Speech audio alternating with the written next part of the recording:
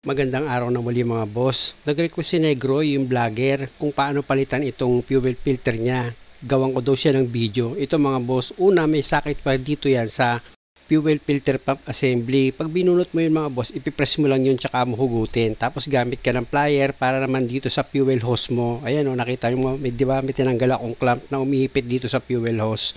At dahil sa mahigpit yung kapit ng fuel hose, pihitin mo ng plier yan. Pag napagalaw mo na mga boss, pwede mo na ngayon yung kamayin para mabunot mo itong fuel hose. At pag natanggal mo na itong isang fuel hose, meron pa yung isa mga boss, ayan yung tinatanggal ko. Gamit ko ulit ng plier para matanggal mo itong clamp niya na umiipit dito sa fuel hose. Pag nailihis mo na itong clamp mga boss, pwede mo nang kamayin yan para matanggal mo itong fuel hose. Uga-ugay mo lang yan tapos dahan-dahan mo siyang bunutin pababa. Dahil okay na yan mga boss, ilapit ko itong camera. Meron ka naman tatanggalin dyan na number 12 na bolt. Ayan mga boss, gagamit ka dyan ng socket wrench sa number 12. Kailangan kasi matanggal mo itong bolt na number 12 para itong plate na umiipit dito sa fuel pump assembly mo is matanggal mo. Nang sa ganon, itong fuel pump assembly mo naman is may iangat mo siya. Dahil sa natanggal mo na itong bolt na number 12 mga boss, bunutin mo pa itong isang socket wire sensor niya. Ayan mga boss, yung binubunot ko. May ipipress ka lang dyan tapos sugutin mo na itong socket wire sensor dito sa fuel filter pump assembly mo. Dahil sa nabunot mo na itong dalawang socket wire sensor dito sa fuel filter pump mo, pwede mo na ngayon iangat yan mga boss, di ba? Ganun lang siya kadali. Kaya kung ganito yung sasakyan nyo mga boss, hindi na kayo mahirapan kung magpapalit lang kayo ng fuel filter dito sa fuel pump assembly nyo. Kaya ko yung pinunasan mga boss para makikita nyo yung arrow na ituturo ko. Dito sa housing ng fuel filter pump assembly nyo, yan mga boss yung tinuturo ng daliri ko. May arrow dyan di ba? Tapos dito sa lock ring niya, kung makikita nyo, meron ding arrow. Tapos dito naman sa upper pump niya, ayan ilalapit ko ng konti, meron ding arrow yan. Napansin nyo naman mga boss, di ba? Yung tatlong arrow na yan, magkakatapat sila mula sa upper pump hanggang dito sa housing. Kaya pag kinalas nyo yan mga boss, tapos bubuuhin nyo na ulit itong fuel pump assembly nyo, dapat yung arrow sa upper pump at yung arrow dito sa housing mo, dapat magkatapat yun kapag binuo mo na yan. At dahil sa natanggal ko na yung lock ring, inangat ko na itong upper pump at kung makikita nyo itong fuel filter nya, grabe yung dumi. Alam nyo mga boss, madalas ako nakaka-encounter ng ganitong klaseng sasakyan. Yung fuel filter nila, grabe ang dumi. Kaya minsan humahantong pa yung problema nila na hindi na makahataw yung sasakyan nila. Nasa sobrang pag-aalala nila, hindi nila alam, fuel filter lang pala. At syempre naman mga boss, bago mo ilagay yung bagong fuel filter, dapat malinis na itong housing mo, pati yung upper pump. Diesel lang naman ang pinanlinis ko dyan mga boss, tapos tinanggal ko na itong o-ring niya or itong gasket niya. Nakita nyo naman diba, ayan tinanggal ko yung o-ring niya. Ilalagay ko na ngayon itong bagong o-ring. Pag bumili ka kasi ng bagong fuel filter, may kasama na yung o-ring mga boss. At kung makikita nyo, napakadali ko lang naman nilagay itong o-ring niya. At dahil nga sa okay na ako dyan mga boss, ipakita ko muna sa inyo itong lumang fuel filter at itong bago. Nakita nyo naman yung difference, diba? Medyo na sobrang sa gamit si Negro, yung vlogger, kaya kita nyo grabe yung dumi ng fuel filter niya. Pero okay lang yun, at least ngayon napalitan ko na ng bago. Sa paglagay naman ng fuel filter mga boss, wala nang big deal dyan. Basta ilagay mo na lang. At ito na mga boss, hinahanap ko yung arrow niya. Ito lang pala tutukain na ako. Yan yung arrow sa housing. Ito naman yung arrow sa upper pump mga boss. Yan yung tinuturo ng daliri ko. Gaya nga ng sinabi ko, yung arrow dito sa housing niya tapos dito sa upper pump, pag nilagay niyo yan, dapat magkatapat sila. Napaka-importante kasi mga boss na yung arrow dito sa upper pump at sa housing, dapat magkatapat talaga yan para yung fuel hose hindi siya lumayo ng posisyon.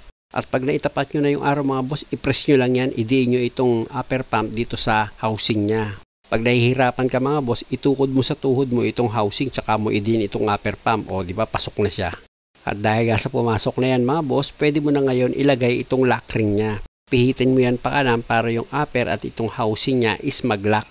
At dapat mga boss, itong arrow dito sa lock ring, dapat magkakatapat sila. Yung arrow dito sa upper pump, tsaka dito sa housing, katapat yan ng arrow ng lock ring mo. At dahil nga sa okay na yan, pwede mo na ngayon ibalik sa dati niyang position itong fuel pump assembly mo. Pag ilalagay nyo na itong fuel pump assembly nyo, yan tinuturo ko, dyan nyo itatapat yung pagkakabitan nyo ng fuel pump assembly nyo. Pero bago yon, ilagay nyo muna itong plate, itong mga buso, ipasok nyo yan dito sa gilid ng fuel pump assembly nyo. Kung makita nyo sa ibabaw, may butas yan. Dyan nyo ilalagay yung bolt para hindi umangat itong fuel pump filter assembly nyo. Hindi siya aangat.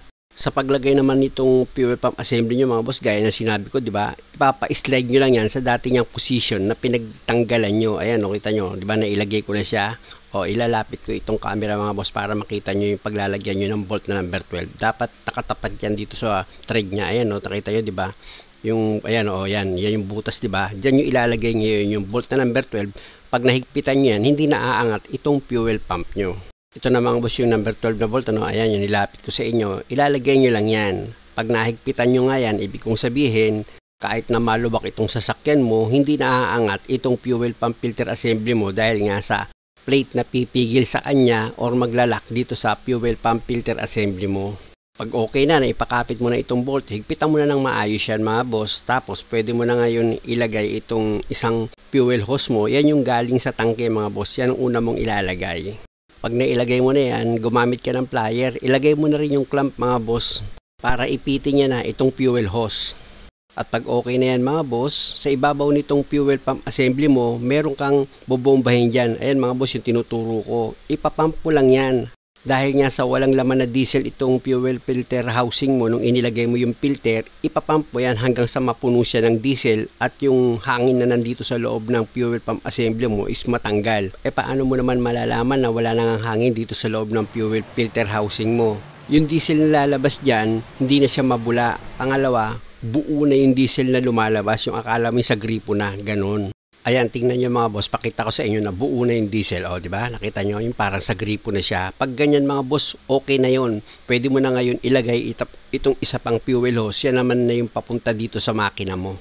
Siyempre naman mga boss, huwag mong kalimutang ilagay itong clamp dito sa fuel hose mo para sigurado ka sa trabaho na ginawa mo. At dahil okay na yan mga boss, nailagay mo na yung dalawang fuel hose, pati yung mga clamp niya, dito ka naman ngayon sa socket wire sensor mo. Ilagay mo na yan. Huwag mong kalilimutang ilagay yan mga boss, yung mga socket wire sensor dito sa fuel pump filter assembly mo. At dahil nga sa okay ka na dyan, huwag mong kalimutang ipump siya ulit para sigurado ka na wala nang hangin dito sa fuel pump filter assembly mo. Tapos pwede mo na ngayon start itong makina. O di ba? One click na siya pag start nyo. Ganun lang mga boss, at kita nyo naman napakasimple lang kung kayo mismo magpapalit ng fuel filter nyo dito sa ganitong klase na sasakyan. Hindi naman siya ganun kahirap. Muli mga boss, maraming salamat sa panonood. Sana kung maaari huwag nyo kalimutang mag-subscribe sa channel ko. Maraming salamat.